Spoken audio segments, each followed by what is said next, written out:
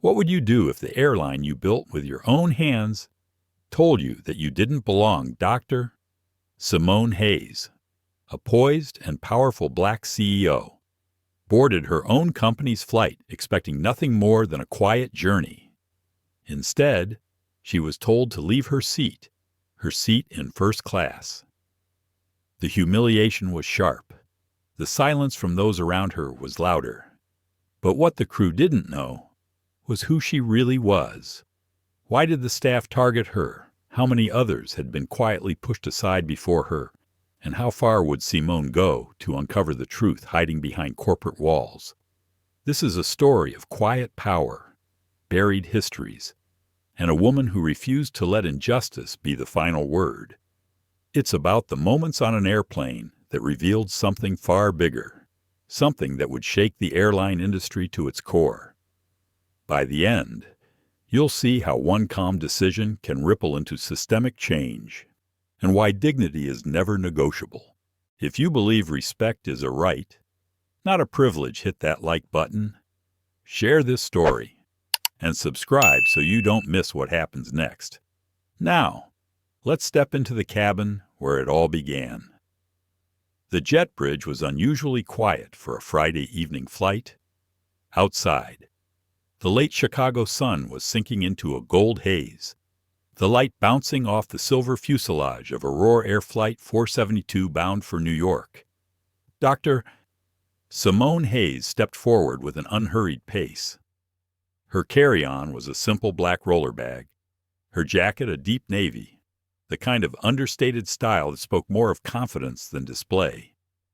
No designer logos, no entourage, no hint to the casual observer that she ran one of the most successful airline groups in the country. She scanned her boarding pass at the gate. The scanner beeped green. Seat 2A. First class window. Exactly as planned. Simone preferred boarding toward the end, avoiding the pre-departure bustle. It gave her time to watch, to feel the energy of the cabin before takeoff. She was, after all, here to quietly observe service standards. Inside the aircraft, first class glowed with warm overhead lighting. Plush seats and soft gray leather lined either side of the aisle, each framed by polished wood accents. The air carried that subtle scent of fresh upholstery and citrus cleaner. She rolled her bag to her seat. A flight attendant in a crisp navy uniform looked up from arranging a tray of champagne flutes. His name badge read Colin Mercer. His posture was immaculate, his smile professional until his eyes landed on Simone. "Good evening," he said, but his voice had a strange edge to it. "May I see your boarding pass?" Simone handed it over without comment. Colin scanned it, glanced at the seat, then back at her. His smile thinned. This says 2A. Are you sure you're in the right cabin, ma'am?" She tilted her head slightly. "That's what it says." Colin's gaze swept over her outfit, the tailored blazer, the pressed white blouse, the plain leather tote, and something in his expression shifted. It was subtle, but Simone had seen that look before. Not curiosity, assessment. "This section is reserved for our first-class guests," Colin continued. Simone kept her voice calm. "And that's what I am." For a moment, he seemed to be weighing something in his mind. Then he handed back the pass. "We've had some issues lately with people sitting in seats that aren't theirs. I just wanted to make sure there wasn't a mix-up." Simone nodded once, slid the boarding pass into her jacket pocket, and sat down. A young flight attendant appeared from the galley, placing a glass of water on the armrest. Her name tag read, Lena Park. She smiled politely, but her eyes flickered between Simone and Colin as if she'd already sensed tension. Simone sipped the water, her eyes drifting to the cabin door where more passengers were boarding, businessmen with expensive watches, a couple in matching resort wear. a tall man in a tailored suit who gave her a quick glance before storing his briefcase overhead. She opened her tote and pulled out a slim notebook. Habit.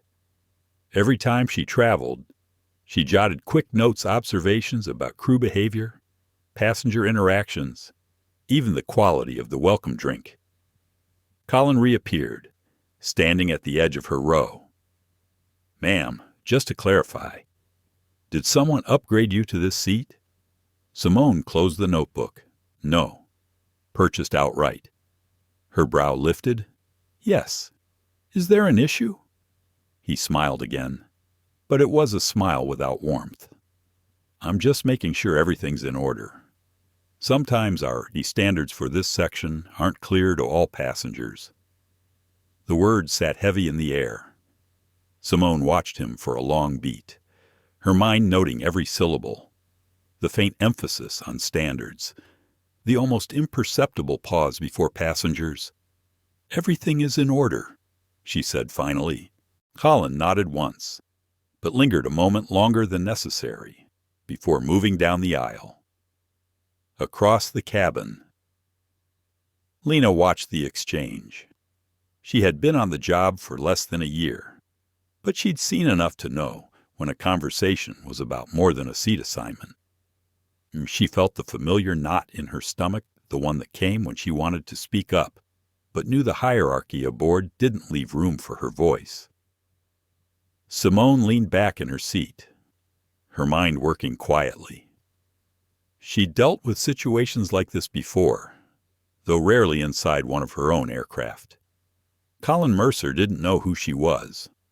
That much was obvious, and maybe that was a good thing. It would let her see exactly how far this would go. The boarding announcement played over the speakers, welcoming passengers and reminding them to stow carry-ons. A man in the row ahead adjusted his tie and glanced over his shoulder at her. He didn't smile. The minutes ticked by. Simone watched as Colin greeted each first-class passenger with a bright, rehearsed warmth that had been absent in their exchange. He laughed with the couple in 3C and 3D, complimented the suit of the man in 1B, offered champagne to the woman in 2C without hesitation. When he returned to Simone's row, it was with a tone that sounded almost administrative. "Ma'am, may I see your ID along with your boarding pass?" Her eyes narrowed, just slightly. "You've already seen my boarding pass. It's just for our records," he replied. Simone didn't move. "Are you asking every passenger for ID?" His smile faltered. "I ask when I need to verify. Verify what a pause. The kind of pause that says more than words. Nothing, ma'am. Just procedure." She handed over her ID, watching his face as he glanced at it. No apology, no change in expression, just a curt nod before walking away. From the corner of her eye, Simone noticed Lena shifting uncomfortably. Their eyes met briefly. The young attendant's lips pressed into a thin line, as if she was silently acknowledging, "I saw that." The jet bridge door closed with a dull thud. The safety announcement began. Simone fastened her seatbelt, her mind already setting a quiet plan into motion. This wasn't over, not by a long shot. As the engines roared to life and the plane began its slow taxi, Simone slipped her phone from her jacket and tapped out a short message to Daniel Brooks. Her thumbs moved quickly, each word precise. "We may have a problem on Flight 472. I'll keep you posted." She put the phone away and folded her hands in her lap. Outside, the runway stretched into a band of fading light. Inside, the cabin felt smaller than it should. The seatbelt sign dinged. The aircraft rolled forward. Simone's gaze settled on Colin as he moved methodically through his pre-departure checks. Calm, controlled, watching, waiting. She had no idea yet just how far he was willing to push, and he had no idea that she was the one person on this plane who could bring his career to an abrupt end. The wheels left the ground. Chicago dropped away beneath them, and the tension in two-way rose quietly with the altitude. The seatbelt sign was still on when Colin approached again. His expression was courteous enough to pass for professional, but there was something beneath it, a stiffness in his jaw, a guarded look in his eyes. Simone had seen it before in boardrooms, in luxury hotels, in restaurants where someone had decided she was out of place before she had spoken a word. "Ma'am," he began, resting one hand lightly on the headrest of the seat in front of her. "There has been a last-minute change to the seating chart. I'm going to have to ask you to move to another section of the aircraft." Simone looked at him steadily. "What section would that be?" Colin's smile did not reach his eyes. "We have a premium economy seat open in row 10. It will be more comfortable than coach, and we can offer you a complimentary drink." Simone closed her notebook and placed it in her lap. "I purchased 2A. I'll remain in 2A. He shifted his weight. "This seat is being reassigned to another passenger who is a frequent flyer with specific needs. It would make things easier for everyone if you would cooperate." Simone's voice stayed calm. "Are you asking any other passengers in first class to give up their seats?" "That's not relevant," he said quickly. "It is to me," Simone replied. Her tone was quiet but unyielding. From across the aisle, a man in a charcoal suit glanced up from his laptop, curiosity flickering in his eyes. Behind Colin, Lena stood with a tray of glasses, her gaze darting between them. She looked like she wanted to speak but thought better of it. Simone tilted her head slightly. "Is there a reason you're asking me specifically?" Colin hesitated. The pause was long enough to be an answer. Then he gave a practiced shrug. "Ma'am, I'm asking because sometimes passengers are more comfortable in other sections." "Passengers like me?" she asked. The question hung in the air. Colin's lips pressed together, and when he spoke again, his voice was softer, as if trying to slip past the weight of what he had just implied. "I just think you'd find the other section a better fit." Simone could feel the subtle shift in the cabin. Passengers in nearby seats were listening now, their eyes flicking back and forth as if they were watching a slow-burning fuse. The air felt thicker, charged with something unspoken. She leaned back slightly. "Mr. Mercer, I am comfortable where I am." His smile thinned. "Please don't make this more difficult than it needs to be." Her fingers curled around the armrest. She had no intention of raising her voice. That was never how she handled moments like this. She had learned long ago that the calmest person in the room often had the most power. Simone glanced past him toward the front galley where Lena was standing, frozen, her knuckles white against the tray she was holding. The young attendant's eyes met hers for just a second, and Simone could read the silent apology there. Colin straightened. "I'll give you a moment to reconsider." When he walked away, the quiet in the cabin was sharper somehow, like the pause between lightning and thunder. Simone took a slow breath and reached for her tote. She slipped out her phone, typed a short message to Daniel Brooks, Flight 472. "First class. Possible discrimination. Will update." She slid the phone back and closed her eyes for a moment, letting the hum of the engine settle her thoughts. This was not the first time she had been underestimated or told she did not belong, but something about hearing it in her own company's aircraft added a new edge to the insult. A shadow fell across her seat. When she opened her eyes, Lena was there, setting a fresh glass of water on her table. She spoke so softly it was almost a whisper. "I think you should stay in your seat. Something isn't right." Simone studied her face. The sincerity was there, along with a trace of fear. She gave a small nod. "Thank you." Lena moved on, her posture straight. But Simone noticed the quick glance she cast toward Colin, as if measuring how much he had seen. The aircraft had leveled off now. The fastened seatbelt sign chimed off, and Colin returned, this time with a printed manifest in his hand. "Ma'am," he said, "I'm going to need you to move now. The passenger assigned to this seat is boarding late from a connecting flight and will be here shortly." Simone's brow lifted. "We're in the air. Mr. Mercer." For the first time, a crack appeared in his composure. "It's a matter of keeping the section aligned with our standards. Certain seats are designated for certain types of guests." She held his gaze. "And I'm not one of those types." His answer came too quickly. "I didn't say that. You didn't have to." He looked away, then back again with a harder edge. "Please collect your belongings." "I will not." There was no anger in her voice, only certainty. And that certainty unsettled him more than anything else she could have said.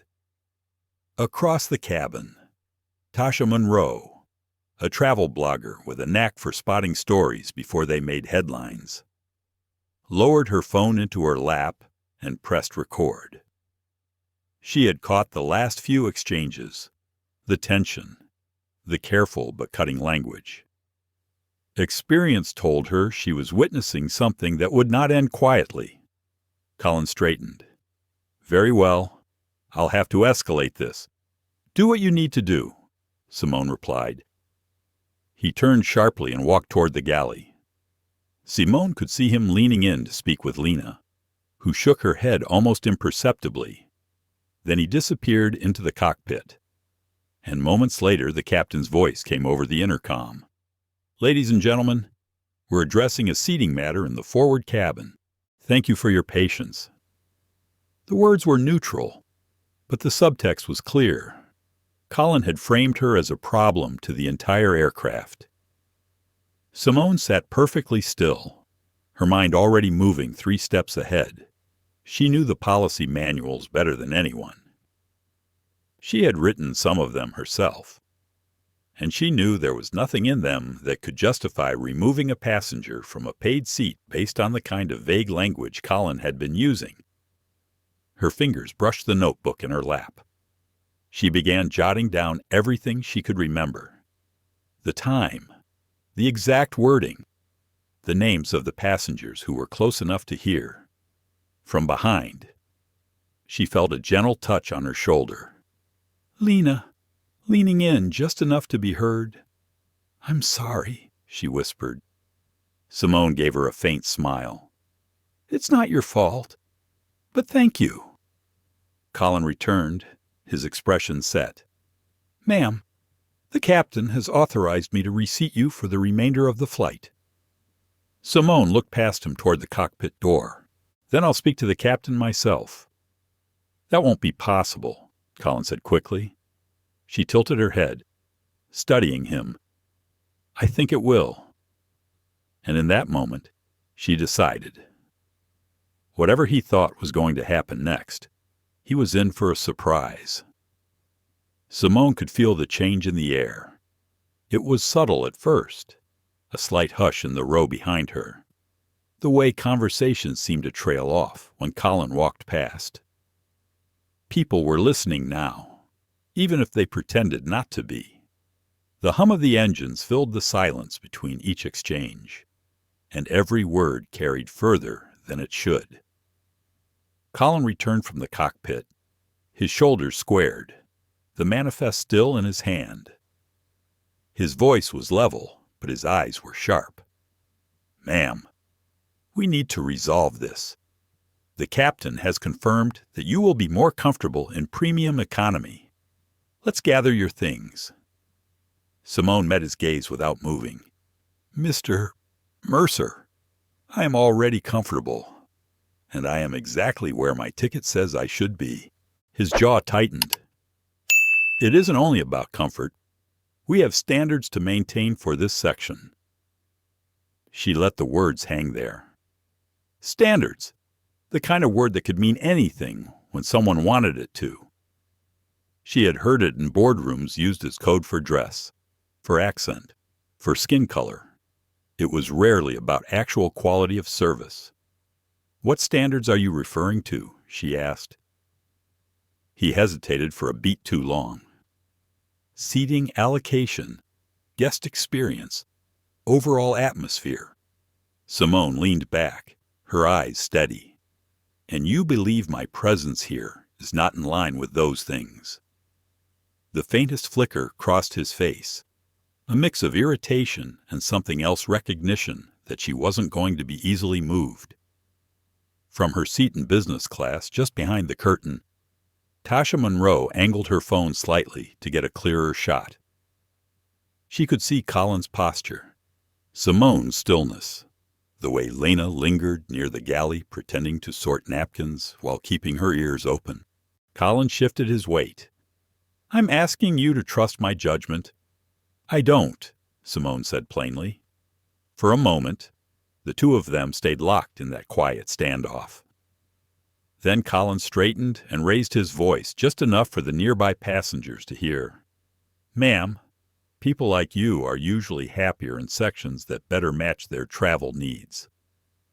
The phrase landed like a sharp crack in the stillness. A man across the aisle frowned and looked away. A woman 2 rows back whispered something to her companion. Lena's head jerked up, her eyes widening. She knew exactly what had just been said, and so did everyone else who heard it. Simone did not flinch. "People like me?" she repeated. Colin's eyes narrowed as if he realized too late what he had said out loud. "I didn't mean you did," Simone said softly. "And I will remember everything you've said today." The engines droned on. The seatbelt sign glowed above them. But the cabin felt smaller now, heavier. Simone reached for her phone and began typing a new message to Daniel Brooks. Flight 472. Discriminatory language used by lead FA. Documenting. Prepare response plan. She put the phone down, her hands steady.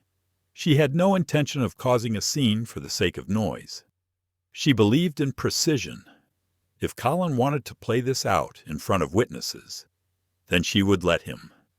At the front of the cabin, Lena took a step toward them, then stopped. She could feel the weight of the hierarchy pressing on her. Speaking up now would mean challenging her superior in front of passengers, something she had been warned about in training. Still, she lingered close enough to hear every word. Colin cleared his throat and addressed Simone again, but his tone was sharper now. "Refusing to follow crew instructions can result in removal from the flight." "Which instruction?" she asked. "Relocating to your reassigned seat." Simone tilted her head. "Is this about safety or about your idea of who belongs in first class?" His mouth opened, then closed. He glanced toward the cockpit, then back to her. "I'll be back," he said, and walked away. When he disappeared behind the curtain, the cabin seemed to exhale. Tasha leaned forward slightly. "Excuse me," she said quietly. "Do you mind if I keep recording? I think people should see this." Simone looked at her for a moment. "That's your choice. It's already live," Tasha admitted. "I'm streaming to my followers. There are a few thousand watching right now." Simone gave the faintest nod. "Then make sure you capture everything." Tasha's eyes lit with a mix of outrage and purpose. "Believe me, I will." From the galley, Lena approached with a tray of mixed nuts and a glass of water. She set them down gently. "I'm sorry you're experiencing this," she whispered. Simone's eyes softened. "You've done nothing wrong. Lena?" The younger woman straightened, glancing toward the curtain. "If you need anything, just signal me." When Lena returned to her station, Colin came back into the cabin. His stride was deliberate, the manifest now replaced by a small notepad. He stopped beside Simone's seat. "Ma'am, I'm making a note in the flight report that you refused to comply with the seat reassignment. This will be reviewed by the airline." Simone almost smiled. "Yes, it will." He looked momentarily thrown by her calmness, then pressed on. "For now, I expect you to conduct yourself appropriately." "I have," she said simply. The tension was almost tangible now. Passengers shifted in their seats, pretending to read, pretending to work, but their eyes kept sliding back toward row 2. Simone opened her notebook and wrote a line in neat, deliberate handwriting. Time, location, direct quote, "People like you." She underlined it once, then closed the cover. Colin lingered a moment longer, then turned on his heel and walked back toward the galley. Simone could feel his frustration radiating off him. She knew the type. He was used to authority going unchallenged. In business class, Tasha checked her phone. The stream had climbed past 20,000 viewers. Comments scrolled by in real time. Is this 2023 or 1963? She's handling this like a queen. Name the airline. We'll make sure they hear us. Tasha's fingers flew over the screen, adding a caption. First-class passenger being told to move because she doesn't fit the standards. Share this. Simone sat quietly, aware of the eyes, the camera, the growing digital audience. She wasn't sure yet how much of this was being seen outside the plane, but she had a feeling it was more than Colin realized. The intercom chimed again, and the captain's voice returned, measured and calm. "Ladies and gentlemen, thank you for your patience.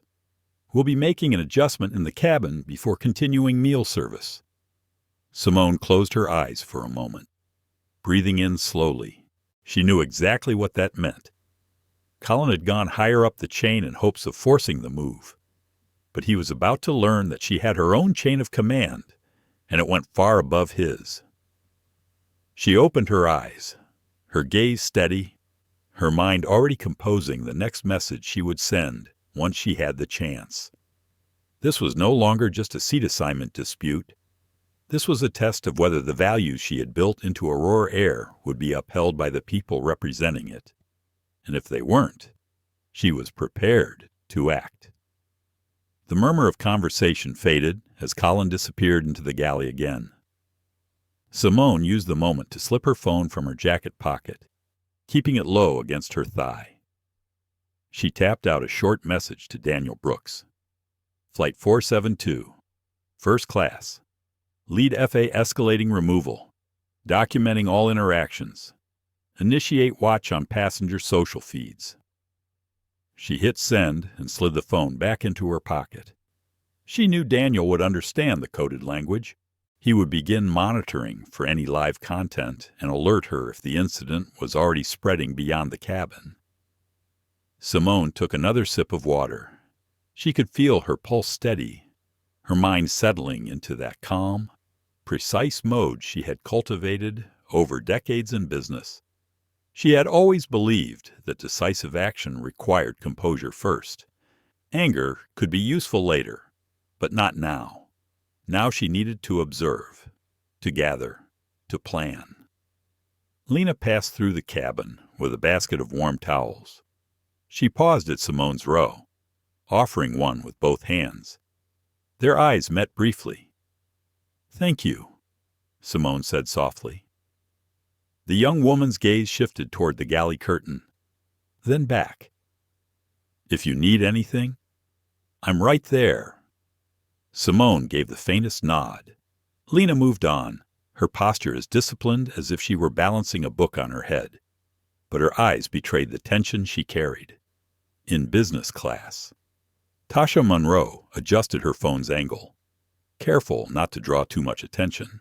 The stream had passed 30,000 live viewers. Comments poured in faster than she could read them. Who is she? She's so calm. Name and shame the airline. Get her name. We'll make sure this blows up. Tasha typed quickly. Passenger in 2A, Aurora Air, First Class. told to move because she doesn't fit the standards. Stay tuned. At the front, the galley curtain stirred. Colin emerged again, but this time his steps were slower. He stopped at Simone's seat, holding a thin sheet of paper. "Ma'am, for the record, I'm documenting that you've refused crew instructions to relocate. This is being filed in the flight log." Simone glanced at the paper, but made no move to take it. "Then make sure you file my response as well. I am seated according to my purchased ticket, and I have not been given a safety-related reason to move." His eyes narrowed slightly. "I'm trying to avoid involving security upon arrival." Simone's tone did not change. "I'm sure you are." He stood there for a moment longer, as if waiting for her to relent, then turned on his heel and walked away. She watched him disappear back into the galley, the paper still in his hand. Simone's phone vibrated once. She pulled it out and saw a message from Daniel. "Live video from cabin trending. Over 40K views. Recommend we activate protocol before landing." Her thumb hovered over the keyboard. She typed one word, "standby." She closed her eyes for a moment, letting the hum of the engines wash over her. This was exactly the kind of moment she had built Aurora Air to prevent. And yet here it was, unfolding in her own flagship route. It told her something about how culture could shift in small, imperceptible ways until it became something she barely recognized. She opened her eyes to find Lena standing near her row again, pretending to adjust a storage compartment. "He's speaking with the captain," Lena murmured without looking at her. "I think he's trying to get approval to have you removed." Simone's lips curved slightly. "That would be interesting." "Are you going to tell him who you are?" Lena asked. "Not yet." Lena looked like she wanted to say more, but Colin's voice called her from the galley. She stepped away quickly. Simone leaned back, thinking. If Colin succeeded in framing her as a disruptive passenger, the arrival could be unpleasant. But if she acted now, she could turn the situation to reveal far more than just one flight attendant's bias. She reached for her phone again and opened a secure chat with Victor Chen, Aurora Air's HR director. "Victor, prepare to meet Flight 472 at JFK Gate upon arrival. Bring 2 security from corporate. This is a leadership matter." The reply came almost instantly. "Understood. ETA 90 minutes. I will message when we're on approach." She locked the phone and placed it in her tote, her hand brushing the edge of her leather-bound notebook. She opened it, flipping back to the page she had been writing on earlier. She added a new line, "Contact Lena Park post-flight. Potential witness. In business class." Tasha adjusted her phone again, catching a glimpse of Colin speaking to the captain just outside the cockpit door. She zoomed in, the image a bit grainy in the low cabin light, but clear enough to capture his expression, tight-lipped, focused. The chat on her stream lit up. "Is that the lead FA talking to the pilot? This is getting serious. He's trying to spin it. Someone tag the news." Tasha glanced at Simone, still sitting upright, calm, her hands folded neatly in her lap. She was struck by the contrast. Most people under this kind of pressure would fidget, snap back, raise their voice. Simone looked as if she were in a meeting she intended to win. The intercom chimed again. "Ladies and gentlemen, we appreciate your patience. We will be commencing beverage service shortly." Colin stepped back into the cabin, his face composed, but his eyes cool. He began serving drinks to the other first-class passengers, greeting them with easy warmth. When he reached Simone's row, he placed a small glass of sparkling water on her tray without a word. She lifted it slightly in thanks. "Mr. Mercer," she said quietly. "Yes." Ma'am, when we land, I'd like you to remain nearby. We'll be having a discussion. His brow furrowed. About what you'll see. He hesitated, then moved on to the next passenger, his smile returning for them as if nothing had passed between them. Simone took a slow sip of the sparkling water, the carbonation sharp against her tongue. She glanced toward the curtain separating first class from business, where Tasha was still recording. She gave the faintest nod. Tasha nodded back, understanding without words. An hour remained before landing. Simone used the time to make small notes, not just about Colin's words, but about the passengers who had witnessed them. She noted their seat numbers, their reactions, the subtle shifts in their expressions. As the cabin lights dimmed for the evening meal, she felt the weight of what was coming settle over her, not as dread, but as readiness. This was no longer about her seat. It was about the integrity of the company she had built and the message it sent to every passenger who boarded one of its planes. When Lena came by to clear glasses, Simone spoke just loud enough for her to hear. "Thank you for your professionalism." Lena gave a small, quick smile. "I wish I could do more." "You already have," Simone said. The last hour passed quietly, but the undercurrent of tension never left. Simone could feel it in the glances, the silence between words, the way Colin avoided meeting her eyes now, as the captain announced their descent into New York. Simone sent one more message to Victor Chen, Gate 17. "Be visible when door opens. Bring documents." She powered down her phone and placed it in her tote. The wheels touched down with a smooth, heavy thud, the reverse thrust rumbling through the cabin. Simone exhaled slowly. When the aircraft rolled to the gate and the seatbelt sign chimed off, Colin stepped into the aisle as if to direct passengers. He looked toward Simone's row, but she was already standing, her tote in hand. She gave him a calm, almost pleasant smile. "Let's go." The chime for disembarking rang, and passengers began reaching for their bags. Overhead compartments creaked open, the shuffle of luggage wheels and zippers filling the cabin. Colin stood by the first-class curtain, directing traffic with a smile for everyone except Simone. She remained in her seat, hands resting on the tote in her lap, waiting until the aisle was nearly clear. She could see Victor Chen through the small opening at the aircraft door. He stood just beyond the jet bridge, flanked by two men in dark suits. Their posture was relaxed, but there was no mistaking their authority. Colin glanced toward the door, then back at Simone. "If you'll come with me, ma'am, we can discuss this in the gate area." She rose smoothly, stepping into the aisle with a kind of unhurried grace that seemed to slow the movement of everyone around her.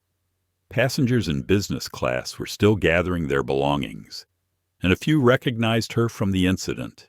Some avoided her gaze. Others met it with quiet solidarity. Tasha Monroe kept her phone angled low, still streaming. Her audience had swelled past 50,000 viewers. Comments scrolled in a blur.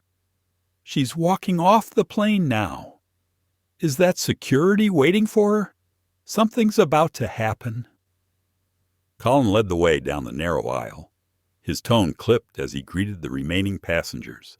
Simone followed, the hum of the engines now replaced by the hiss of the air system and the faint metallic echo of the jet bridge beyond the door. As they stepped onto the bridge, the air changed cooler, sharper, tinged with the faint scent of jet fuel. Victor Chen was there, his expression unreadable. He gave Simone a small nod, then turned to Colin. "Mr. Mercer, I'm Victor Chen, Director of Human Resources for Aurora Air Group. We need to speak with you." Colin blinked. "HR. Why is HR?" "Let's step aside," Victor said. His tone left no room for debate. Simone stood quietly to the side, watching. She didn't speak yet. She didn't need to. The balance had already shifted, and Colin could feel it. Passengers stepping off the plane glanced at the scene, some pausing long enough to realize this wasn't routine. Colin tried to recover his composure. "Is this about the seating?" "Because I was following protocol." Victor's voice was steady. "We'll review what you believe protocol to be. Right now, I have a few questions." Simone caught the flicker of confusion in Colin's eyes as he looked between her and Victor. He didn't know yet, not fully, but he would. Lena emerged from the aircraft behind them, her eyes darting between Colin and Simone. She slowed, as if unsure whether to pass or stay. Simone gave her the smallest nod, a silent reassurance. Lena's shoulders eased, and she moved toward the terminal. Tasha came through next, phone still in hand. She positioned herself a few feet away, pretending to check her messages but angling the camera to catch the exchange. Victor opened a slim folder and glanced at the first page. "Mr. Mercer, are you aware that Flight 472 is operated by Aurora Air Group's flagship division?" Colin frowned. "Yes, of course. And that your conduct represents not only the crew, but the company's values." "I do," Colin said cautiously. Victor closed the folder. "Then you should also know who you've been addressing." Simone stepped forward then, her voice calm, her gaze steady. "Mr. Mercer, my name is Dr. Simone Hayes. I am the Chief Executive Officer of Aurora Air Group." The words hit like a drop of ink in clear water, spreading through the moment until every movement in the jet bridge seemed to slow. Colin's mouth opened, but no sound came out. The hum of the ventilation system filled the silence. "You," he started, then stopped. "You're the CEO." "Yes," Simone said simply. "And I've just spent the last 2 hours observing how you choose to represent this company." Tasha's phone captured his expression, the flush rising in his cheeks, the stiffening of his posture. Her viewers exploded in the chat. "She's the CEO. Oh, he's done. This is better than TV." Colin glanced at Victor as if for confirmation, but Victor only said, "That's correct." Simone's voice remained even. "You told me I didn't fit the standards for first class. You suggested I'd be more comfortable elsewhere. You ignored my ticketed seat and attempted to reassign me without cause." Colin's jaw worked as if he might defend himself, but the words failed him. "Mr. Mercer," Victor said, "we have received a live stream of this incident viewed by tens of thousands of people. We will be conducting a full review, beginning now." Colin swallowed. "I didn't know who she was." Simone's eyes narrowed slightly. "That's not the problem. The problem is that it would have been acceptable to you if I had been anyone else." For a moment, no one spoke. Passengers continued down the jet bridge, glancing over at the scene. The 2 security staff shifted subtly, creating a small barrier that kept the flow moving. Victor gestured toward a side door. "Let's continue this in a private area." Colin followed, his shoulders tight, his steps quick. Simone walked behind them, her pace measured. She knew Tasha was still recording. That was fine. The public part of this wasn't over. But there were details better handled behind closed doors. In the small conference room just off the gate, Victor closed the door and took a seat across from Colin. Simone remained standing. "I'd like to hear your version," Victor said. Colin shifted in his chair. "She boarded late. I boarded during my assigned group," Simone said. Her voice cut clean through his sentence. Colin's eyes flicked to her, then back to Victor. "She didn't match the manifest profile for first class." Victor's brow furrowed. "Manifest profile, I mean. We usually have certain expectations for." Colin stopped himself. realizing the trap in his own words. Simone stepped closer. For what? Mr. Mercer. For who gets to sit in the seat they paid for? His mouth opened and closed again, but no answer came. Victor set his folder on the table. Mr. Mercer, we will be suspending you from duty pending the outcome of this review. Colin sat back, the fight draining from his posture. I was protecting the atmosphere in the cabin. No, Simone said quietly. You were protecting your own prejudice. The room was silent except for the distant hum of airport announcements beyond the door. Victor stood. You'll hand in your company credentials before leaving this terminal. You'll be contacted regarding the investigation. Colin rose slowly, avoiding Simone's eyes. Without another word, he left the room, the door closing softly behind him. Victor turned to Simone. Do you want to make this public tonight? Simone considered for a moment. She could feel the weight of what had just happened, the watching eyes. The recording still lived somewhere beyond that door. Not yet, she said. We'll do this right. We'll show exactly what happened and why it matters. Victor nodded. I'll have the security footage pulled and copies of all witness statements. Start with Lena Park. Simone said. She saw everything. As they stepped back into the terminal, Tasha was waiting. She didn't hide her phone now. Dr. Hayes, the stream has over 70,000 viewers. People are asking for your comment. Simone met her gaze, the calm still in her voice. Tell them we're addressing it, and tell them this discrimination has no place in the skies. Not in my company. Not anywhere. By the time Simone reached the private lounge near the gate, her phone was buzzing nonstop. The notifications rolled in like a tide she could not hold back. Mentions on social media, tagged posts, direct messages from colleagues who were already aware something had happened. She sank into a leather armchair, placed her tote by her side, and opened the feed on her phone. There it was. Tasha's live stream, saved and reposted on multiple platforms. The video was short but damning. Colin's voice was clear enough for anyone to hear. People like you are usually happier in sections that better match their travel needs. The comment threads were relentless. So this is how Aurora Air treats paying passengers. She handled it like a queen. Boycott until they fix this.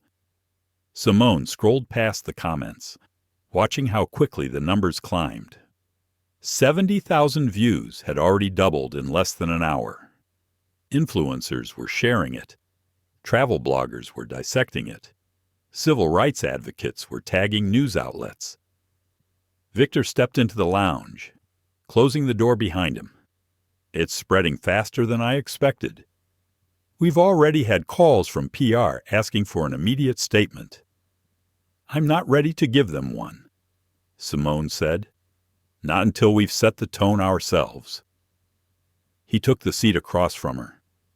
Do you want to suspend all crew from that flight until we finish the review? Not yet. Only Mercer. Lena Park stays. She'll be important when we address this. Victor nodded, tapping a note into his tablet. Media's going to want you live by morning. Simone glanced at the clock. It was just after 9 p.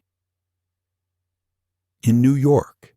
That meant the morning shows would already be planning their segments. Let them wait, she said. We'll control the narrative, not chase it. Her phone buzzed again, a call from Daniel Brooks. She answered immediately. Daniel, Simone. You're on every platform right now, Daniel said. His tone was steady but urgent. I've seen the full clip. It's clear.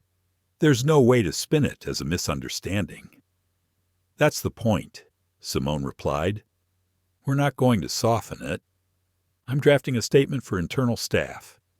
You'll need to decide if we do a same-day public release or wait until after we've met with legal. Wait until after. she said. "I want to see all the footage. Not just Tasha's video. You're going to have allies speaking out whether you want them to or not," Daniel warned. "Civil rights groups are already tagging Aurora Air." Simone thought for a moment. "Then we'll give them something worth amplifying." When she hung up, Victor leaned forward. "What's the play?" "We investigate thoroughly," Simone said. "We address the public on our terms, and we make it clear this isn't about a CEO protecting her ego. It's about a company protecting every passenger." Out in the terminal, the last of the passengers from Flight 472 had dispersed. The gate was quiet again, but the noise online was deafening. Hashtags had multiplied. Aurora bias. People like you. Sky belongs to all. Simone knew those words would follow the company until they were addressed head-on. She opened her secure company channel and recorded a short message to all senior leadership. "I was a passenger on Flight 472 this evening. During boarding and in flight, I experienced conduct from a lead flight attendant that was discriminatory and unacceptable. We are initiating a full investigation. This will be handled transparently. And we will reinforce that Aurora Air stands for inclusive excellence. You will receive further directives within 24 hours. She sent it, then set the phone down and closed her eyes for a moment. The exhaustion was there, but so was the steel she had relied on her entire career. This was not the first storm she had faced, but it was one of the most public. Victor checked his tablet again. "We've had 12 reservation cancellations in the last hour. People are citing the video. They'll come back," Simone said. "If we handle this right, they'll come back stronger." In another part of the terminal, Tasha was still fielding messages from her audience. Her following had ballooned by tens of thousands since the incident began. She had news producers asking for interviews, podcasts inviting her to talk about what she'd witnessed. She hesitated before answering any of them. The last thing she wanted was to make the story about her. It was about what had happened, and to whom. A notification popped up on her screen, a direct message from an account she recognized instantly. It was Simone. Just 2 words. "Thank you," Tasha typed back. "You handled it with more grace than I could have." Simone didn't reply, but Tasha didn't expect her to. She had the sense that the woman in 2A was already moving several steps ahead of the rest of them. By midnight, major news sites had picked up the story. Headlines ranged from blunt to sensational. Aurora Air CEO target of discrimination. On her own flight passenger records, flight attendants, people like you. Comment to airline CEO, viral video forces airline to address bias allegations. Simone read each one without flinching. She had long ago stopped letting headlines rattle her. What mattered was the follow-through. Her phone rang again. This time it was Lena. Simone answered, her tone softer. "Lena, Dr. Hayes, I just wanted to say, I'm sorry I didn't speak up in the moment." "You had your reasons," Simone said gently, "and you'll have a chance to speak now, if you want it." "I do," Lena said quickly. "I saw everything." "Good," Simone replied. "HR will contact you tomorrow. Tell them exactly what you saw and heard." Lena hesitated. "Mr. Mercer has been here a long time. People think he's untouchable." "Not anymore," Simone said. When the call ended, she leaned back in her chair. Victor was still across from her, studying her expression. "You're not shaken," he observed. Simone shook her head. "No, I'm focused. This isn't just a PR problem. It's a culture problem, and culture problems start at the top." Victor looked at her for a long moment, then said, "You're going to make an example of him. I'm going to make an example of what happens when we fail our own values," she corrected. Outside the lounge windows, The lights of the runway stretched into the distance. Planes came and went in steady rhythm, oblivious to the uproar in the digital world. But Simone knew that by morning, Aurora Air's name would be in millions of feeds, and by the end of the week, the way her company handled this would be studied by every competitor in the industry. She rose, collected her tote, and looked at Victor. "Let's get some rest. Tomorrow, we start." The next morning, Simone's hotel suite overlooked the East River. Early sunlight spilled through the tall windows, catching the steam rising from her untouched coffee. She sat at the small glass table, phone in one hand, pen in the other, reviewing the first overnight briefing from Daniel Brooks. The report was thorough. Links to every major repost of Tasha's video, screen captures of trending hashtags, a bullet-point summary of media requests. The last line caught her attention. Clip has been viewed 4.3 million times across platforms. Public sentiment strongly in your favor. She set the phone down, her mind already moving to the next step. Public sentiment was useful, but it wasn't enough. She wanted something lasting, a response that went beyond firing one person. Her laptop chimed with an incoming call. Victor Chen's face appeared, framed by the muted beige of his office wall. "We've secured the full cabin footage from Flight 472, he said. "You'll want to see it." "Send it to me directly," Simone replied. A few minutes later, the file was open on her screen. Multiple camera angles, crisp audio. She watched the scene unfold exactly as she had lived it. Colin leaning over her seat. The clipped tone, the telltale pause before "people like you." Lena glancing over from the galley, Tasha angling her phone. She watched the other passengers too, their small reactions, the way silence spread like a current through the cabin. It was all there, undeniable. When the video ended, she called Daniel. "I want you to prepare the formal termination paperwork," she said, "but not just for Colin." Daniel's voice was steady. "Who else? Anyone in that chain of command who reviewed crew training and let this culture fester." Simone said, "I want an internal audit of every complaint filed in the past 5 years. "That will shake the tree," Daniel warned. "That's the point."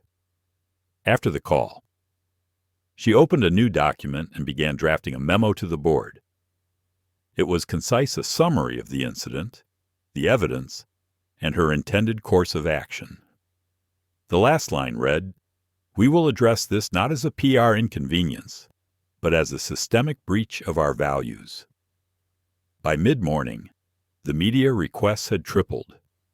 Morning talk shows replayed the clip in rotation, cutting to panels of analysts discussing bias in travel. Former flight attendants called in to share similar stories. The words, "people like you," had taken on a life of their own, printed in bold across headlines. Simone stayed silent. Every hour she refused to comment seemed to increase curiosity. She was giving the story room to breathe before stepping in to direct it. At 11. Victor arrived at her suite with a thick folder. "Lena Park's statement," he said, placing it on the table. Simone read it carefully. Lena had been precise. She detailed Colin's words, his tone, and his body language. She confirmed that no safety or operational reason had been given for the seat reassignment. She even noted her own hesitation to speak up and why. "I was afraid of retaliation." Lena had written, "but I also knew it was wrong." Simone closed the folder. "She'll be protected. In fact, she'll be promoted." Victor raised an eyebrow. "Promoted?" "Yes," Simone said. "We're not just removing the bad, we're rewarding the good." Her phone buzzed. A text from Tasha. "CNN wants me tonight." "Should I say yes?" Simone typed back, "Say yes. Tell the truth. Don't worry about me." By the time the afternoon light softened, Simone had built the framework for what would happen next. She called Victor and Daniel onto a joint video call. "Tomorrow morning, we hold a press conference at headquarters," she said. "We'll present the facts, the video, the policy changes, and I'll make the announcement personally." Daniel nodded. "And Colin. By the time I step up to that podium, he'll already have his termination letter," Simone said, "along with the names of any manager who failed to act on prior complaints." Victor exhaled slowly. "This will be messy. It will be necessary," Simone said. That night, in a quiet corner of a Manhattan restaurant, Simone sat alone at a table set for two. She was waiting for someone, not a lawyer, not a board member, but a pilot. Captain Aaron Whitfield had commanded Flight 472. He arrived on time, in casual clothes, his expression neutral. "I didn't know you were on my flight," he said, sitting down. "I know," Simone replied. "That's part of why I wanted to talk." Aaron leaned forward. "I never authorized Mercer to move you. He told me there was a disruptive passenger in first class. He never said it was you." Simone studied him for a moment. "Would you have handled it differently if he had Aaron's gaze was steady?" "Yes. And I would have wanted to know why he was making that request in the first place." "Then you'll have your chance," Simone said. "You'll be part of the internal review." They spoke for half an hour, Aaron giving her insight into crew dynamics and how authority could be abused in flight. By the time they left, Simone knew she would keep him in his role, but also make him part of the cultural reset she was planning. Back at the hotel, she sent one final message to Victor confirm termination meeting for Mercer at 8 a.m. Have security present. She closed her laptop and stood by the window, watching the city lights scatter across the water. The trap was set. All that remained was to spring it. The next morning, the Aurora Air Group headquarters in Midtown buzzed with a nervous, electric energy. Security guards in dark suits stood at the revolving glass doors, screening every person who entered. Cameras were already set up in the lobby, cordoned off by velvet ropes. Staff passed by in hushed conversation, eyes darting toward the main conference hall. Upstairs, Simone Hayes stood in front of a mirror in her private office. Her black blazer was crisp, the silver pendant at her neck catching the soft light. She didn't look angry. She looked steady, centered. Victor Chen stepped in quietly. "Mercer's here," he said. "Security has him in the waiting area." "Has he been told why Simone asked?" "No. Only that he's meeting with HR and executive leadership." "Good," Simone replied. "Let's keep it that way." At precisely 8 o'clock, she walked into the executive conference room. The long table gleamed under the recessed lighting. At one end sat Colin Mercer, flanked by two HR representatives. His uniform was pressed, but the set of his jaw was tense. He looked at her with the same flicker of defiance she'd seen on the plane, but there was uncertainty now, too. "Mr. Mercer," Simone began, her voice even, "thank you for coming in this morning." He leaned back slightly in his chair. "I was told there's been some misunderstanding." Simone took the seat opposite him. "This isn't a misunderstanding. This is an investigation, and it's concluded." Colin blinked. Already Victor placed a folder in front of him. Inside, you'll find a transcript of the cabin footage from Flight 472 witness statements from crew and passengers, and a record of prior complaints regarding your conduct. Colin's mouth tightened. "Prior complaints?" "Yes," Simone said, "some of which were dismissed without proper review. That failure ends today." She let the silence hang for a moment, the weight of her words filling the space. "Effective immediately." She continued, Your employment with Aurora Air Group is terminated. Colin's face flushed. You're firing me? For what? For following protocol. You weren't following protocol, Simone said quietly. You were following your bias. And you did it in front of passengers, crew, and now millions of viewers. He glanced around the room, searching for someone to back him. No one spoke. You can't just, I can, Simone interrupted, her tone still calm. And I have. Victor slid another document across the table, the official termination letter. Colin stared at it, but didn't reach for a pen. This isn't the end of it, he muttered. Simone stood. For your sake. I hope it is, because the alternative is much worse. Security entered, 2 men standing just far enough behind him to make the point clear. Colin pushed back his chair and stood, his posture stiff. Without another word, he walked out, escorted toward the elevators. When the door closed, Simone exhaled once, then turned to Victor. Is the press set up? They're ready. 10 minutes later. She stepped onto the small stage in the main conference hall. Rows of reporters filled the seats. Cameras clicked, microphones angled forward. Behind her, a large screen displayed the Aurora Air logo in clean white against deep blue.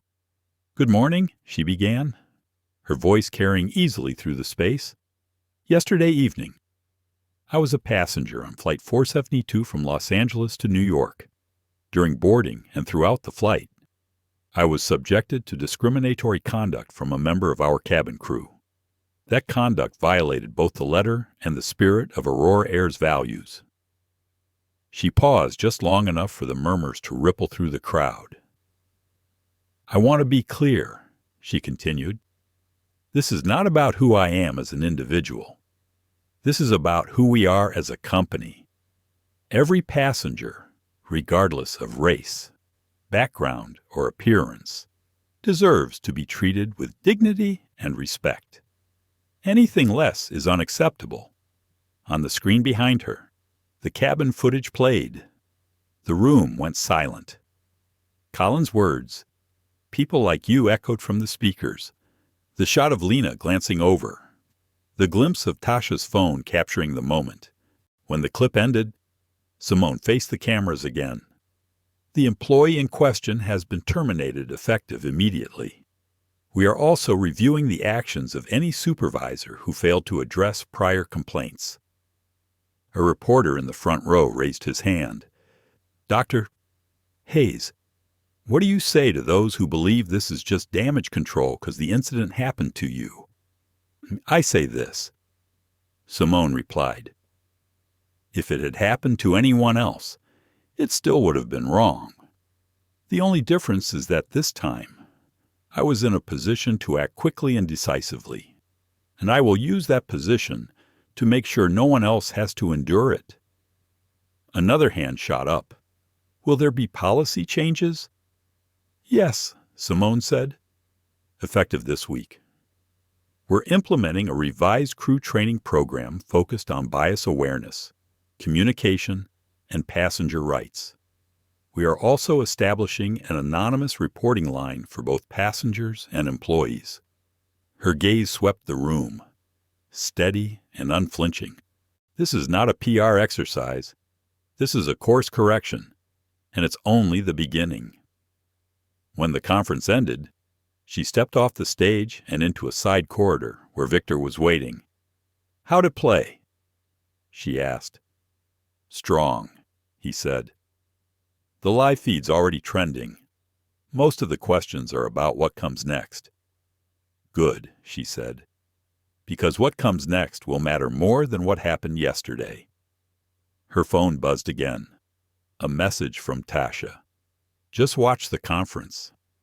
Thank you, Simone typed back. Thank you for making sure the world saw it.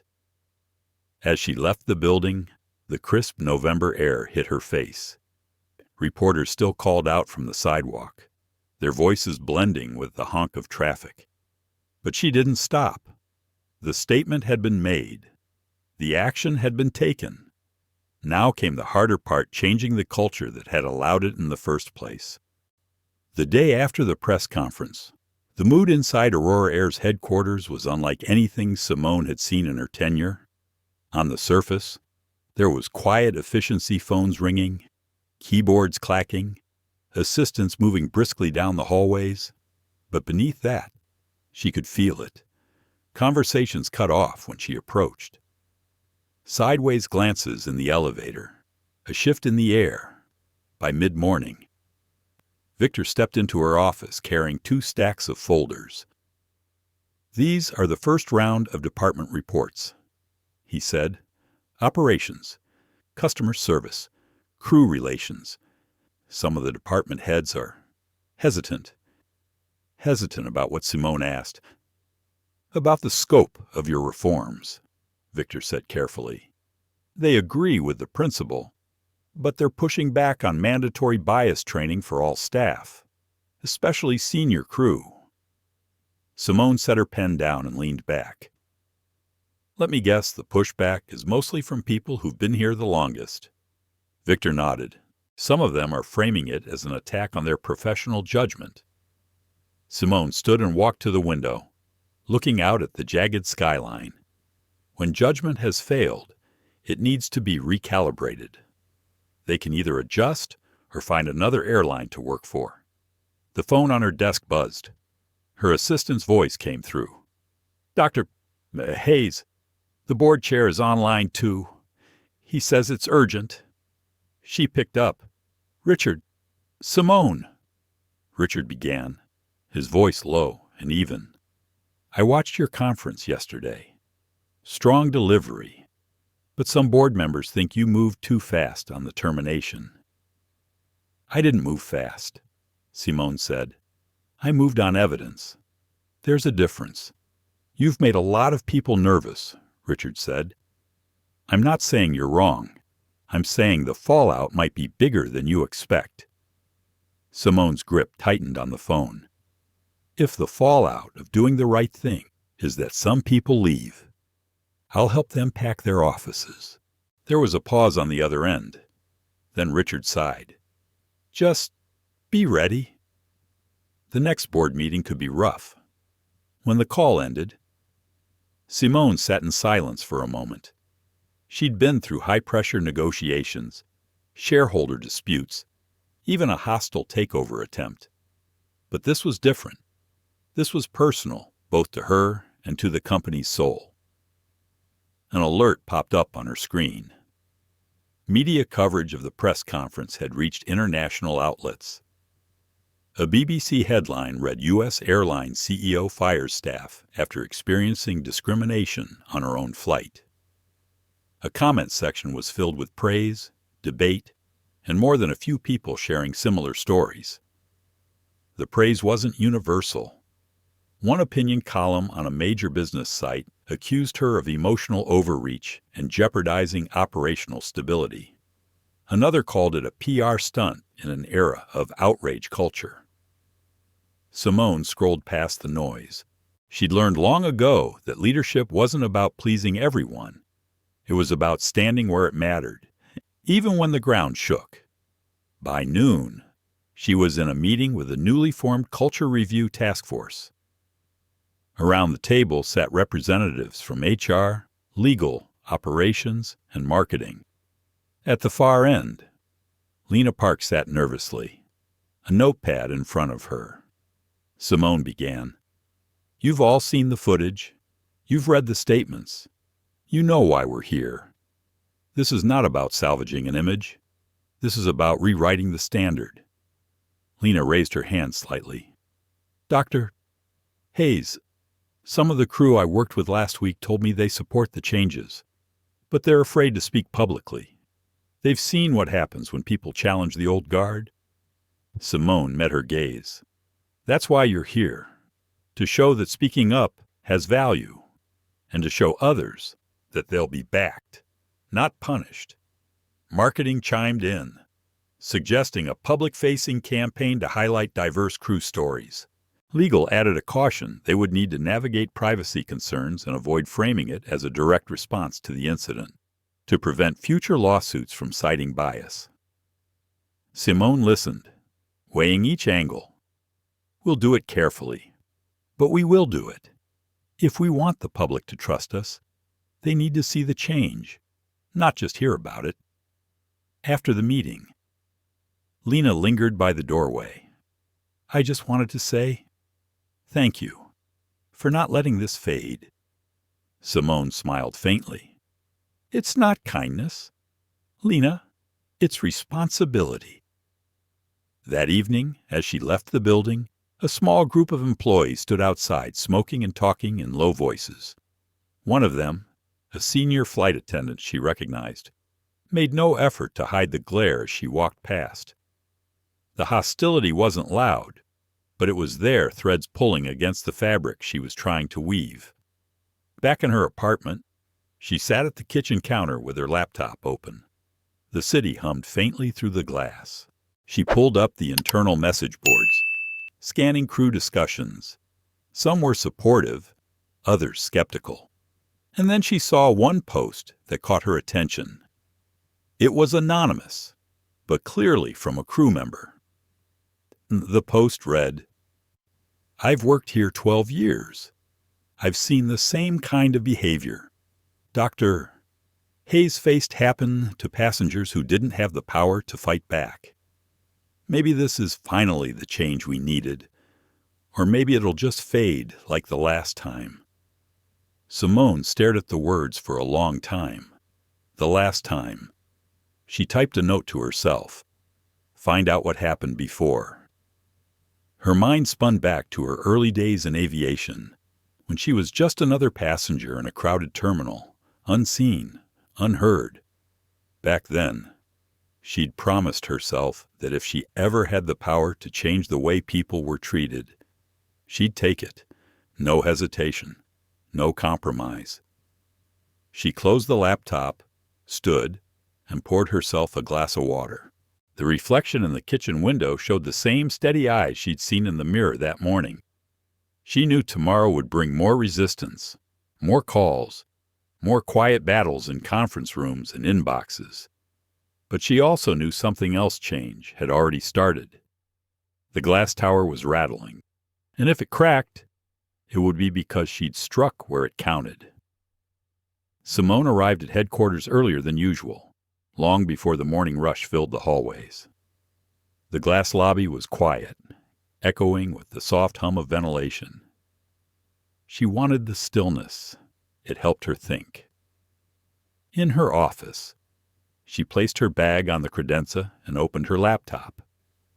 She had slept little, her mind turning over the anonymous post from the night before. Maybe it'll just fade like the last time. That phrase had lodged itself in her thoughts like a burr. She called Victor. I need everything you can find on previous internal discrimination cases, the ones that never made it to public view. There was a pause on the other end. That could be a lot of files. Then start with the most serious. Go back at least 10 years. 2 hours later, Victor arrived with a large envelope, the kind used for legal exhibits. He set it on her desk with a cautionary look. Some of this is ugly. Simone, and most of it never saw daylight. She opened the envelope. Inside were summaries of cases filed by passengers and crew alike. Some were eerily similar to her own incident seat reassignments without cause, curt dismissals, staff siding with certain passengers over others based on appearance.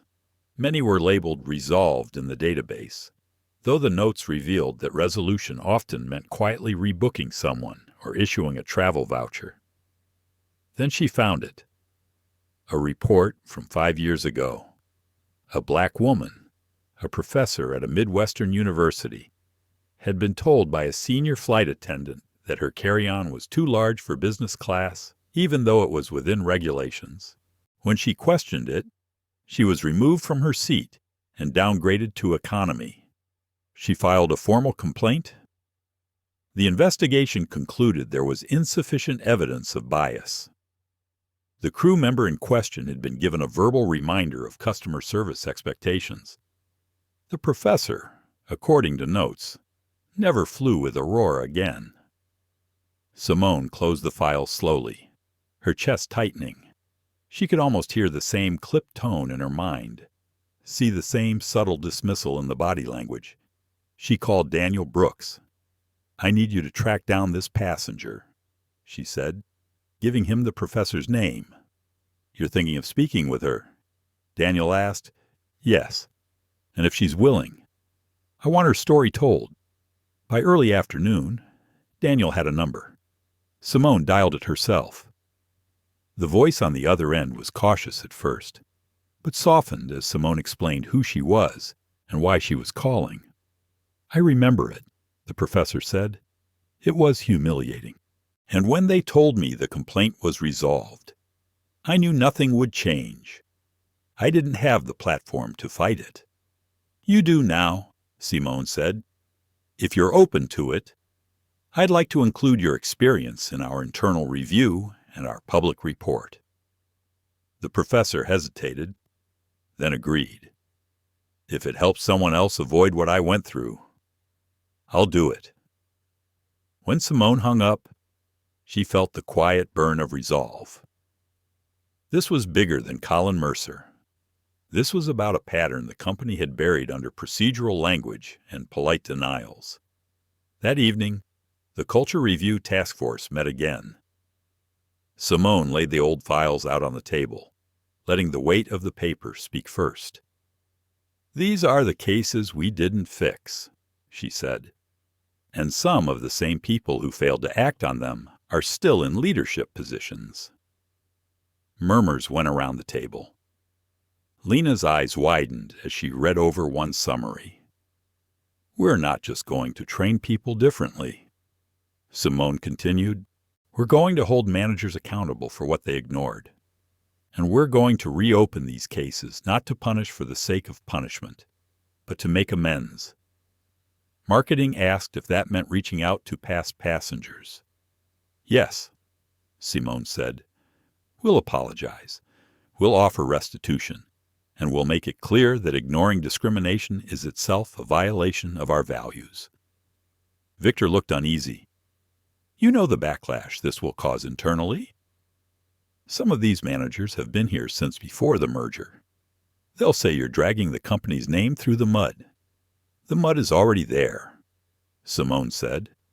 "We're just shining a light on it." After the meeting, Simone walked alone through the nearly empty halls. The walls were lined with framed photos of smiling crew members and jets catching the sun on the runway. She wondered how many of those smiles had been strained. How many stories had gone untold in these very corridors. Her phone buzzed with a message from Tasha. "Just saw a thread online.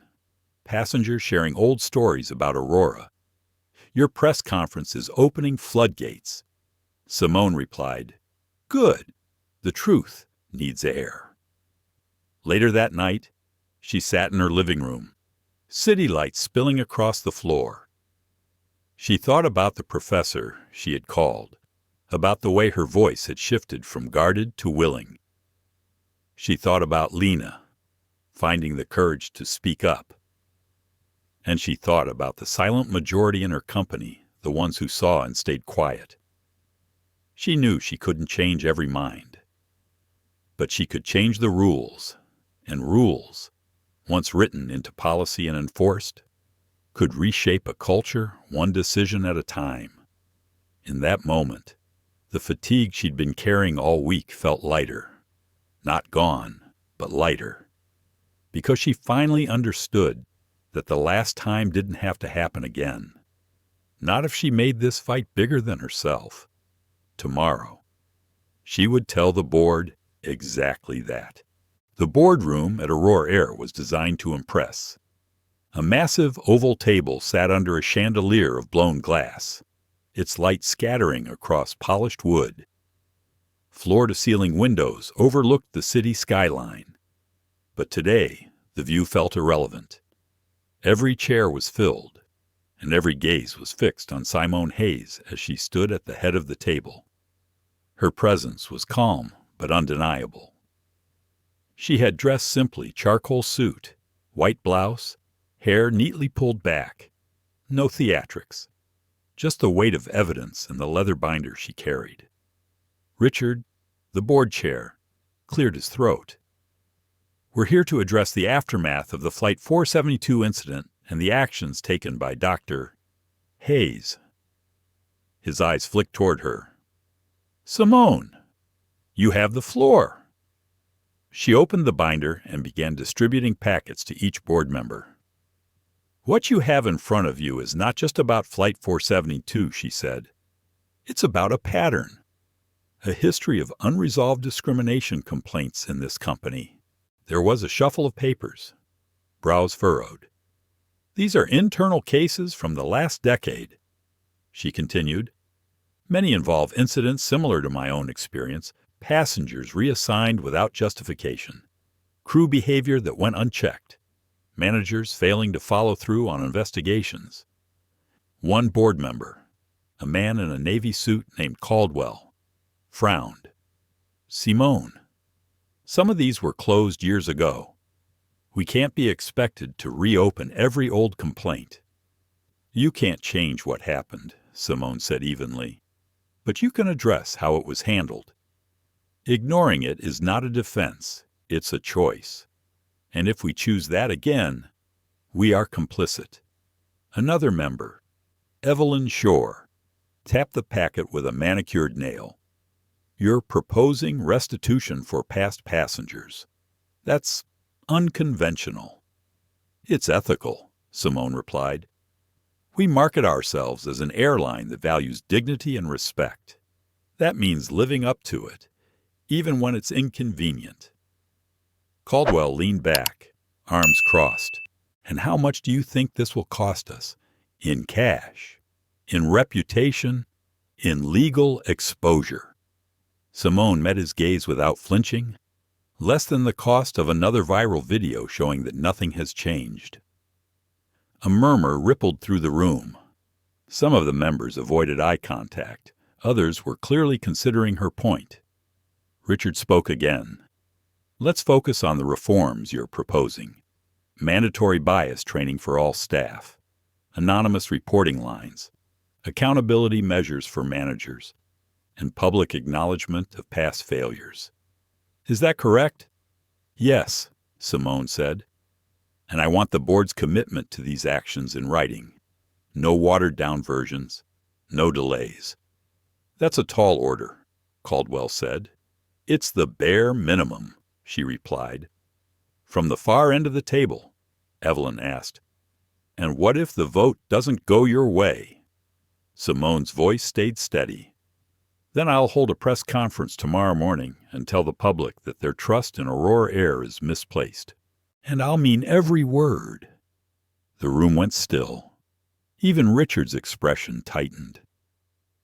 "That sounds like a threat," Caldwell said. "It's a promise," Simone corrected. "And if you think this is about me protecting my ego, you haven't been listening. This is about passengers like the professor, who was downgraded for questioning a crew member.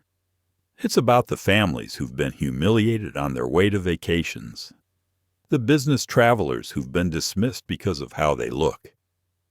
I am done watching this company protect its own comfort at the expense of its principles." She let the silence hang. In the quiet, the city's hum seemed to press in through the glass. Richard finally broke it. "Let's take a vote. One by one." The board members raised their hands. Some did it slowly, as if weighing the consequences in real time. Others were quick, decisive.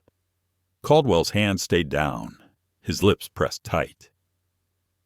Evelyn hesitated, then raised hers. When the count was over, Richard looked at Simone. 8 in favor, 3 against. The reforms pass. There was no applause, just the scrape of chairs, the rustle of papers being gathered. As the members filed out, Caldwell lingered. "You've made powerful enemies today," he said quietly. Simone met his stare. "Then I must be doing something right." When the last of them had gone, Richard approached. "You won," he said, though his tone carried a note of caution. "This isn't a win." Simone replied, "It's the first step. Now we see if they follow through." She walked out of the boardroom and into the hall, where Victor was waiting. His expression told her he'd been listening through the cracked door. "They voted yes?" he asked. "They voted yes," she said. Victor exhaled. "Then we'd better get to work." As she stepped into the elevator, Simone caught her reflection in the mirrored walls. She saw the same calm resolve she'd carried onto Flight 472, the same steel she'd held in the press conference. But beneath it, she felt something else, a quiet satisfaction that the board had been forced to look at what they'd spent years ignoring. It wouldn't be easy. She knew Caldwell, and those who'd voted against her would look for ways to undermine the reforms. She knew the resistance within the ranks would flare. But now, the rules were changing, and rules, once set, could be enforced. For the first time in days. Simone allowed herself a small smile as the elevator doors closed. Tomorrow, the real work would begin. 3 months later. Simone found herself in the quiet of Terminal C, walking toward Gate 18. The renovations at Aurora Air headquarters were complete, not in bricks and mortar, but in people and policy. The new culture review protocols were in place. Bias training was not just mandatory, but interactive, and anonymous reporting had already flagged and resolved 2 incidents that might once have been buried. She had spent those months in back-to-back meetings, interviews, and sometimes tense implementation reviews. There had been pushback, always would be, but the forward momentum was undeniable. She could see it in the way crew members addressed passengers, in the revised service scripts, and even in the tone of internal memos. Today's trip was different. No press, no entourage, just Simone, a small carry-on, and a ticket in first class. She had booked the flight quietly, wanting to see for herself if the reforms had taken root where they mattered most on the aircraft. At the gate, a middle-aged black couple stood ahead of her in line. The woman carried a designer tote, the man a garment bag. A young flight attendant with warm brown skin and a neat bun greeted them at the boarding door. "Welcome aboard, Mr. and Mrs. Daniels," she said, smiling genuinely. "Your seats are in 1A and 1B. Let me know if you need anything at all." Simone noticed the care in her voice, the eye contact, the ease. When Simone handed over her own boarding pass, the attendant's smile widened. "Dr. Hayes." "Welcome back." It caught her off guard. "You know me?" "Yes, ma'am," the attendant said softly. "We all do. And I wanted to say, thank you. I joined Aurora because I believed in what you said that day on the news." Simone's throat tightened just a little. That means a lot. "What's your name, Kayla?" the attendant said. "I'm only 6 months in, but it already feels different here. On board." Simone settled into her seat in 2A. The cabin was bright, the crew moving with quiet efficiency. Across the aisle, a young Latino father tried to secure a diaper bag under his seat while balancing a drowsy toddler. Without hesitation, another flight attendant knelt to help him, chatting with the child until she giggled. It wasn't perfect. Simone spotted a minor misstep when a crew member almost overlooked a passenger in a headscarf for the pre-departure drink order, but Kayla gently corrected it, making sure the passenger was addressed promptly and respectfully. As the plane taxied, Simone opened her tablet. The latest passenger satisfaction scores had just come in. Complaints about bias or discourtesy had dropped by more than half since the new policies were implemented. But numbers only told part of the story. Midway through the flight, she walked to the galley to stretch her legs. Kayla was there, pouring coffee for a passenger in the jump seat. "Can I ask you something?" Simone said when they were alone. "Of course." "How hard has it been to adjust to the new expectations?" Kayla thought for a moment. "It's not hard if you believe in them, but it takes practice." Some of the older crew members were resistant at first. Now, most of them are on board because they've seen the difference it makes. People are calmer, happier. We're not just serving passengers. We're actually connecting with them. Simone nodded. That was exactly what she had hoped to hear. When she returned to her seat, she found a folded napkin on her tray table. In neat handwriting, it read, "Saw what you did for this airline. Thank you." There was no name, just a simple note.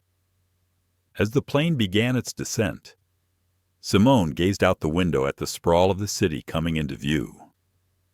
She thought about the boardroom battle, the professor's voice on the phone, Lena's nervous courage, and even Caldwell's scowl. Every moment had been a thread in the fabric now taking shape. When the wheels touched down, there was the usual shuffle of passengers gathering their things. Simone stayed seated, letting the aisle clear. As she stepped off the plane, Kayla was there again. "Safe travels. Dr. Hayes," she said. Simone smiled. "Keep doing what you're doing." "Kayla, it matters." Back in the terminal, she paused for a moment before heading toward the exit. She watched a mix of passengers' families, business travelers, students with backpacks passing through, strangers bound by the simple, fragile expectation of being treated as equals. In that moment, she knew the fight wasn't over. Culture could shift, but it had to be protected. Policies could be written, but they had to be lived. The real victory wasn't in the vote or the headlines. It was in these small, human exchanges that happened every day in the aisles of a plane. She picked up her bag and walked toward the taxi stand. The reforms would need constant tending, and she was ready for that. Because leadership wasn't about the battles you fought, once it was about the standards you upheld, flight after flight, year after year. And as the cool evening air met her face, Simone Hayes knew that Aurora Air was no longer just an airline. It was a promise. Sometimes, the fight for justice doesn't start with a shout. It starts with a seat. Dr. Simone Hayes didn't just reclaim her place on Flight 472. She reclaimed the right for every passenger to be treated with dignity, no matter their skin color, status, or story. In her calm but relentless way, she proved that one person's resolve can rewrite an entire company's culture. But this story isn't just about one airline. It's about all of us. About how silence enables discrimination. About how choosing to speak up, even when it's uncomfortable, can shift the course of everyday life. So the next time you see someone treated unfairly, ask yourself, will you look away, or will you make it right? If this story moved you, if it made you think, if it made you hope, please like, share, and subscribe. Your support keeps these stories alive and spreads the message that equality is non-negotiable. We have more stories to tell, stories that will challenge you, inspire you, and remind you that the smallest actions can lead to the biggest changes. Stay with us. The next flight is about to board.